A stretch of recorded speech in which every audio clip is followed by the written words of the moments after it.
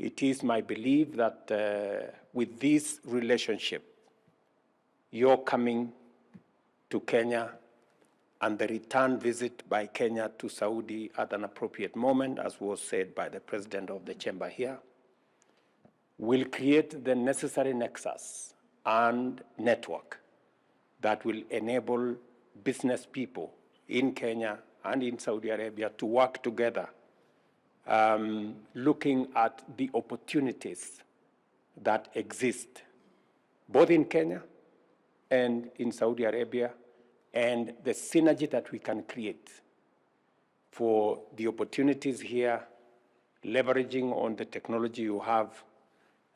leveraging on the investments that you can create.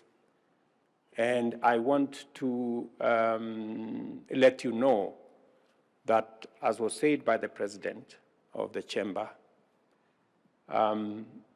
we have a very stable economy, the largest economy in East Africa,